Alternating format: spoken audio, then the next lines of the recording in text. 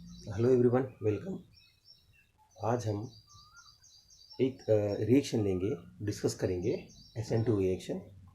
ये आपको halogen derivatives chapter में मिलता है, लेकिन याद रखिए ये रिएक्शन दूसरे बहुत सारे प्लेसेस पे आती है और ये केमिस्ट्री में, ऑर्गेनिक केमिस्ट्री में इसका बहुत इंपॉर्टेंट रोल होता है, बहुत इंपॉर्टेंट रोल होता है। तो हम देखेंगे आज, बहुत सिंपल है। देखिए SN2 की मीनिंग क्या है। देखिए ये S की मीनिंग है सब्स्टिट्यूशन, एस की मीनिंग है सब्स्टिट्यूशन, ओके। एन की मीनिंग है न्यूक्लियोफिलिक, यानी कि न्यूक्लियोफाइल वाला। और ये 2 की मीनिंग है बायोमोलिक्यूलर, बायोमोलिक्यूलर। और ये रिएक्शन देखिए ये बहुत सिंपल है, आपको सिर्फ 5 या 7 सेंटेंस याद रखना है। देखिए सब्स्टिट्यूशन यानी क्या कि ऑर्गेनिक केमिस्ट्री के बड़े बड़े 4 रिएक्शंस होते हैं। ये एस यानी सब्स्टिट्यूशन, ए यानी एडिशन, आर यानी रीअरेंजमेंट, और ई यानी एलिमिनेशन रिएक्शन। अब कहते हैं ना सारे जहाँ से अच्छा का सारे सारे, तो सब्स्टिट्यूशन। तो ये ऑर्गेनिक केमिस्ट्री का समझिए, अगर ये 4 टाइप्स हैं तो 25% रिएक्शन क्या बोल सकते हैं हम, सब्स्टिट्यूशन रिएक्शन ऐसा समझ सकते हैं, ठीक है। तो सब्स्टिट्यूशन रिएक्शन की मीनिंग क्या है। देखिए हमने पढ़ा है what is meaning of substitution, replacement. यानी कि एक समझिए एक बैट्समैन खेल रहा था और वो आउट हुआ, उसके प्लेस पे दूसरा आया, तो उसको क्या किया, रिप्लेस किया, उसने सब्स्टिट्यूट किया, ठीक है। व्हाट इज ए न्यूक्लियोफाइल, हमको इसकी मीनिंग पता होना चाहिए। न्यूक्लियोफिलिक यानी क्या, न्यूक्लियोफिलिक समझने के लिए हमको समझना पड़ेगा कि न्यूक्लियोफाइल किसे कहते हैं। तो आप एक पॉइंट याद रखिए, जिस पर भी नेगेटिव चार्ज है, जिस पर भी नेगेटिव चार्ज है वो न्यूक्लियोफाइल है। जिस पर भी नेगेटिव चार्ज, जैसे कि आपने लिखा Cl minus nucleophile, Br minus nucleophile, OH minus nucleophile, I minus nucleophile, Cn minus nucleophile, even OR भी आता है, OR मिथॉक्साइड न्यूक्लियोफाइल, ठीक है। याद रखिए जिस पर नेगेटिव चार्ज है वो न्यूक्लियोफाइल होता है, और एक है जिस पर लोन पेयर होती है वो भी न्यूक्लियोफाइल, लेकिन हमको यहाँ पे क्या यूज़ करना है, नेगेटिव चार्ज वाला, ठीक है, ओके। तो ये ऐसी रिएक्शन है जिसमें सब्स्टिट्यूशन हो रहा है न्यूक्लियोफाइल से, ऐसी रिएक्शन जिसमें सब्स्टिट्यूशन होता है न्यूक्लियोफाइल से। अब हमको ये दिक्कत दे सकता है कि किसे कहते हैं बायोमोलिक्यूलर, है ना, किसे कहते हैं बायोमोलिक्यूलर, ये हमको प्रॉब्लम दे सकता है। तो बायोमोलिक्यूलर ना, बाय यानी 2, तो ऐसी रिएक्शन देख लीजिए, ऐसी रिएक्शन जिसकी RDS में, ऐसी रिएक्शन जिसकी RDS में क्या होती है, क्या, जिसके RDS में 2 रिएक्टेंट्स इन्वॉल्व होते हैं, याद रखिए, या 2 मॉलिक्यूल्स लिखते हैं हम, ठीक है, यस, अच्छा ही वर्ड रहेगा, yes. What is a biomolecular reaction, ऐसी रिएक्शन जिसमें 2 मॉलिक्यूल्स कहाँ रहते हैं, RDS में रहते हैं। व्हाट इज RDS, RDS यानी रेट डिटरमाइनिंग स्टेप, ऐसी स्टेप जो क्या करती है, रिएक्शन की स्पीड मालूम करती है, उसका रेट मालूम करती है कि वो इतने टाइम में कितना कन्वर्ट कर रहा है रिएक्टर्स को, ठीक है, रेट डिटरमाइनिंग। इसका और एक डेफिनेशन है स्लोवेस्ट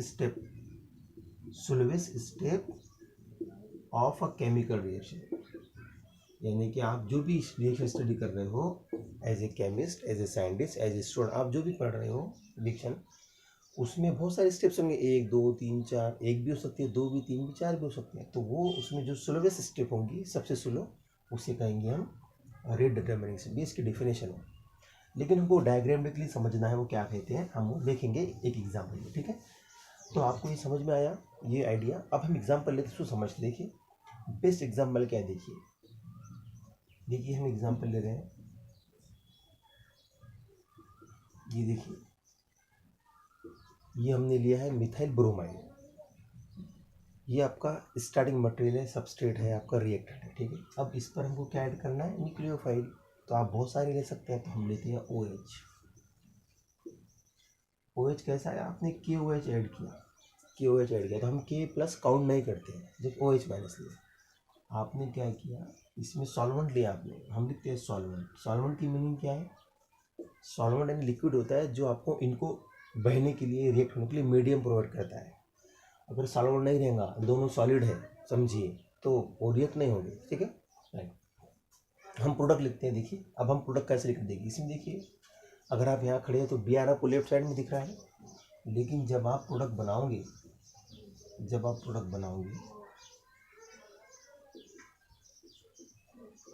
तो OH अपोजिट साइड में आएगा, इसके अपोजिट 180 के एंगल में आया, ठीक है। ये कितना एंगल है, ये एंगल है यहाँ का 180 डिग्री, ये आपको याद रखना है। तो what is SN2 reaction, it is the substitution nucleophilic biomolecular reaction. इस रिएक्शन में क्या है, एग्जांपल ये लिया आपने, बेस्ट एग्जांपल है। इसमें हमने क्या लिया, मिथिल ब्रोमाइड लिया, और ये आपने न्यूक्लियोफाइल लिया, आपने न्यूक्लियोफाइल लिया, इससे रिएक्ट हुआ और इसका बैक साइड अटैक किया। इसने क्या से अटैक किया, इसने अटैक किया है से back side attack, back side attack, ठीक है। और OH क्या है, BR के जस्ट अपोजिट आया, ठीक है, BR के जस्ट अपोजिट आया। OH का अटैक हुआ और उसके अपोजिट साइड में आया BR, ठीक है। OH का अटैक हुआ और BR के अपोजिट साइड में क्या आया, OH आया, BR चला गया। अब इसका मैकेनिज्म में देखेंगे कैसा होता है। देखिए उसके पहले हमको क्या समझना है, रेट किसे कहते हैं, रेट ऑफ रिएक्शन, ये आपको पूछता है। तो रेट ऑफ रिएक्शन ये बताता है कि वो क्या है, बायोमोलिकुलर है या यूनिमोलिकुलर है या ट्राइमोलिकुलर। अभी रिएक्शन बायोमोलिकुलर है तो याद रखिए रेट ऐसे लिखते हैं, rate is directly proportional to, क्या लिया आपने, 2 रिएक्टेंट लिया आपने, तो आपने लिया CH3 BR into OH minus, लेकिन कितना लिया वो बताते हैं हम ब्रैकेट से। ये कितना लिया, कॉन्सेंट्रेशन, ये ऐसा कितना लिया कॉन्सेंट्रेशन, तो कितनी है। अब ये रेट का क्या है, एक्सप्रेशन है, इसको मैथमेटिकल टर्म में कैसे डालोगे आप, तो हम पता है हमको, इसके प्लेस में हम क्या करते हैं कि स्मॉल कांस्टेंट लेते हैं, इसे कहते हैं रेट कांस्टेंट, और आप एज इट इज लिख दोगे, ठीक है। ये हो गया रेट। अब इस पर से आप देखो क्या मालूम कर सकते हैं, रेट क्या है, ये नथिंग बट RDS है। हमने इससे पहले कहा RDS, rate determining step, slowest step. इसमें क्या देखिए, रेट किस पर डिपेंड है, एक रिएक्टेंट पर और दूसरे रिएक्टेंट पर, KOH आपने लिया ना, जैसे दोनों के कॉन्सेंट्रेशन पर डिपेंड है। इसलिए रेट, क्योंकि रेट दो के कॉन्सेंट्रेशन पर डिपेंड है, इसलिए इसे कहते हैं हम बायोमोलिकुलर रिएक्शन। इसको हम और समझ सकते हैं, इस रेट को एनर्जी प्रोफाइल डायग्राम से उसे कहते हैं, देखिए हम देखेंगे उसको, ठीक है। ये समझ आपको। एक इसमें और 2 पॉइंट बाकी है, देखिए मैकेनिज्म देख लेते हैं शॉर्ट में। हमको समझना है रेट, ये RDS और ये क्यू बायो, ये सब तीनों पॉइंट कनेक्टेड है। ये रेट समझना है हमको, ये बायोमोलिकुलर क्या है और समझना है, और RDS क्या है हमको क्या समझना है, अब वो मैकेनिज्म से समझेंगे, ठीक है। देखिए अब मैं लिखते हैं, यहाँ पर हम लिखते हैं, देखिए हमने लिखा है, ये हमने लिखा है, आप याद रखिए कंडीशन SN2 की क्या है, एक इसकी कंडीशन ये है कि ये कार्बन जो है जिस पर आप रिएक्शन कर रहे हो वो क्या होना चाहिए, sp3 कार्बन होना चाहिए। वो रिएक्शन क्या होना चाहिए, वो कार्बन sp3 होना चाहिए, sp3 हाइब्रिडाइज। किसे कहते हैं sp3 हाइब्रिडाइज, ऐसा कार्बन जिसके पास 4 सिग्मा बॉन्ड हो, sp3 कार्बन है। यस। सेकंड कंडीशन क्या है, उस पर एक बेस्ट लिविंग ग्रुप होना चाहिए, ऐसा ग्रुप जो कि निकलने वाला हो, जाने वाला हो इजीली, तो वो बेस्ट लिविंग ग्रुप होना चाहिए।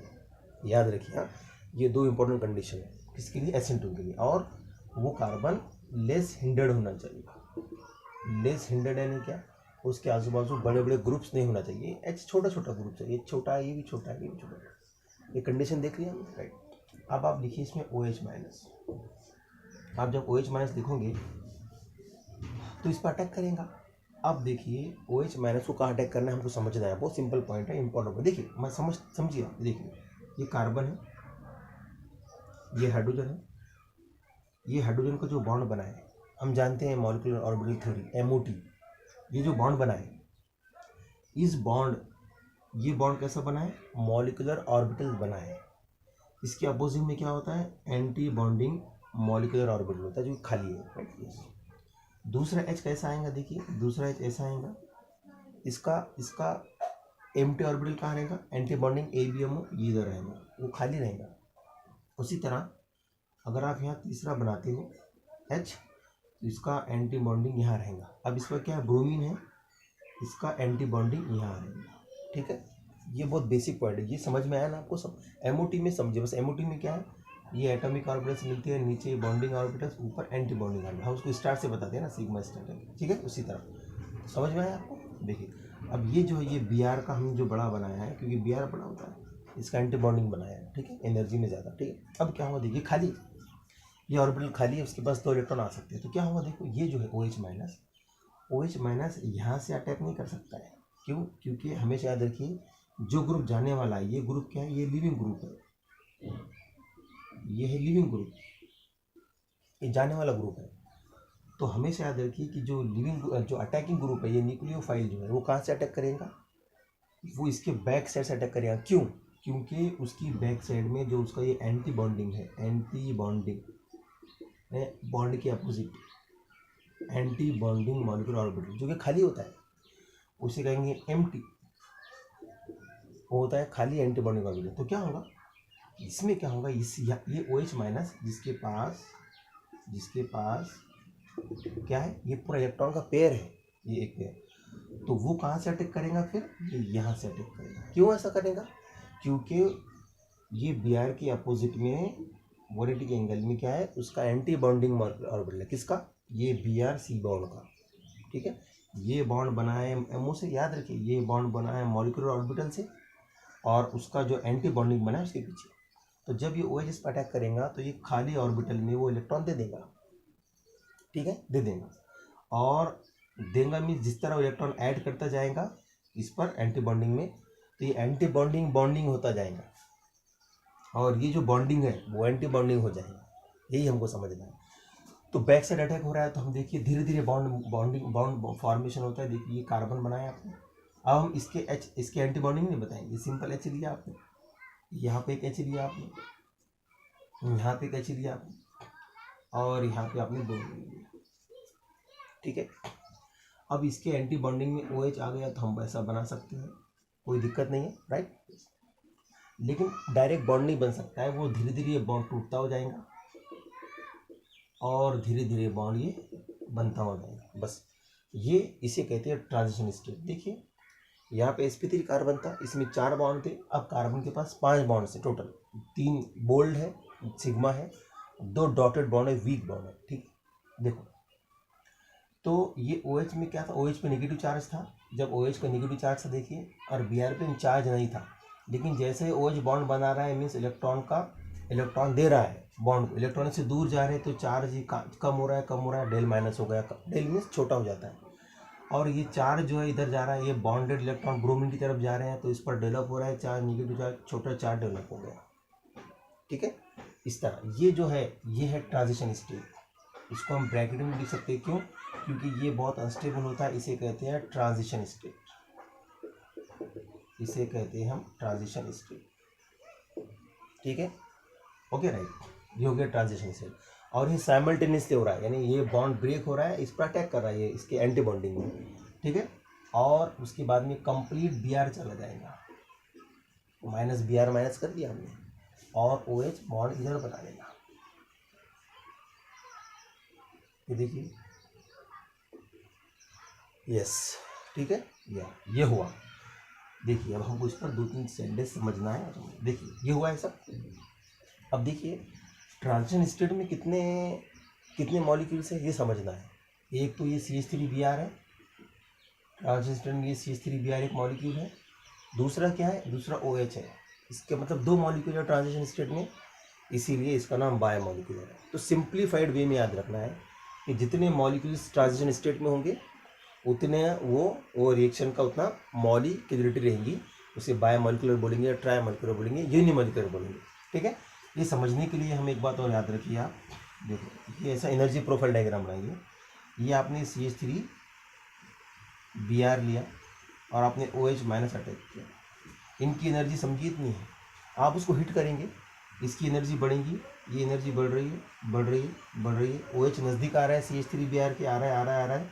और ये उसने OH ने बॉन्ड बनाया और Br ने बॉन्ड तोड़ना शुरू किया, Br ने कार्बन से, वो मैक्सिमम स्टेज हो गई है। अब बॉन्ड टूट रहा है, टूट रहा है, Br का बॉन्ड टूट रहा है, टूट रहा है, टूट गया, OH का बॉन्ड स्ट्रांग हो रहा है, और OH स्ट्रांग होते से ही वो आपको इस तरह आ गया, एनर्जी कम गया। और यहाँ पे क्या मिला आपको, CH3OH प्लस Br माइनस, समझिए।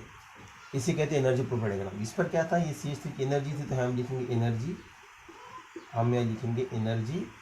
और यहाँ पर रिएक्शन बढ़ रही है, तो इसे कहते हैं रिएक्शन प्रोसेस, रिएक्शन प्रोसीड या रिएक्शन कोऑर्डिनेट भी बोल सकते हैं इसमें, इधर, ठीक है, ये सही, ओके। ये जो है, ये सबसे हाईएस्ट, इसका जो टिप दिख रहा है, ये हिमालयन की चोटी दिख रही है, एवरेस्ट, वो इसमें, इसे कहते हैं ट्रांजिशन स्टेट। यहाँ पर आप ये बना, यहाँ पर क्या हो रहा है, ये यहाँ पे इस तरह हो रहा है, डेल माइनस डेल प्लस, यहाँ पे हाइड्रोजन, यहाँ पे हाइड्रोजन, यहाँ पे हाइड्रोजन। ये ट्रांजिशन स्टेट में जितने मॉलिक्यूल्स इन्वॉल्व होते हैं उसे कहते हैं हम वही मॉलिक्यूल की रिएक्शन। इसमें 2 मॉलिक्यूल है तो बाय मॉलिक्यूलर, एक रहेगा यूनिमॉलिक्यूलर, नेक्स्ट हम देखेंगे उसमें, ठीक है। ये तो आप क्या बोलेंगे इसको, highest energy level, highest energy level किसकी होती है, ट्रांजिशन स्टेट की होती है। याद रखिए, ऐसा क्वेश्चन आता है कि कोई भी केमिकल रिएक्शन में हाईएस्ट एनर्जी लेवल किसकी होती है, तो आपको क्या याद रखना है, ट्रांजिशन एनर्जी लेवल याद रखना, उसे कहते हैं ट्रांजिशन एनर्जी, ठीक है। अब हमको पॉइंट एक और याद रखना है, ये देखिए, ये हमने क्या बनाया, ये इसकी एनर्जी है, ये CH3Br की एनर्जी है, और ये यहाँ पर किसकी एनर्जी आ रही है, ये आ रही है ट्रांजिशन स्टेट की एनर्जी आ रही है, ठीक है। ये यहाँ पे ये जो डिस्टेंस है, देखिए, ये यहाँ से लेकर के ये यहाँ तक, ये किसके, CH3 की एनर्जी है, ये यहाँ तक भी ले सकते हैं आप, नो प्रॉब्लम, आप यहाँ तक भी ले सकते हैं। ये एनर्जी जो गैप है, ये यहाँ से, यानी कि CH3 को ये बनने के लिए, CH3Br को ये CH3OH बनने के लिए, या मिथिल क्लोराइड को मिथाइल अल्कोहल बनने के लिए ये क्रॉस करना पड़ेगा। ये क्रॉस करने के लिए उसको ये एनर्जी बैरियर जो दिख रहा है, देखिए, यहाँ से ये, यहाँ से ये, यहाँ से यहाँ तक, इसे कहते हैं एनर्जी ऑफ एक्टिवेशन। इसको EA से डिनोट करते हैं, ये इसे कहते हैं एक्टिवेशन एनर्जी। उसे क्या कहते हैं, एनर्जी ऑफ एक्टिवेशन, EA, उसे कहते हैं एनर्जी ऑफ एक्टिवेशन। कोई भी रिएक्शन इसके बगैर हो ही नहीं सकती है, कब तक, किसके बगैर, जब तक कि वो EA पास ना करे। तो what is the energy of activation, ये एक्टिवेशन एनर्जी EA से डिनोट करते हैं, the energy difference between the transition state and the energy level of reactants. What is the definition of energy of reaction, the energy difference between the transition state and the methyl chloride or reactant is called as energy of activation। तो आपको इतना समझना है, समझ में आया, yes right, ठीक है। ये हो गया एनर्जी ऑफ एक्टिवेशन। उसके बाद ये जो एनर्जी है, ये एनर्जी ऑफ रिएक्टेंट है। अब ये जो हमको नया जो प्रोडक्ट मिला है, यहाँ पे देखिए, ये मिथेनॉल मिला है, मिथाइल अल्कोहल, मिथेनॉल। अब इसकी एनर्जी आप देखिए, ये ऐसी जा रही है, देखिए, हम इसको ठीक से बना देते हैं। ये यहाँ पर इसकी एनर्जी है, CH3Br की एनर्जी है। अब ये इसकी एनर्जी आप बनाएंगे इस तरह, ये एनर्जी ऑफ प्रोडक्ट है। अब एनर्जी ऑफ प्रोडक्ट ये है और ये एनर्जी ऑफ रिएक्टर है, इतना गैप आया।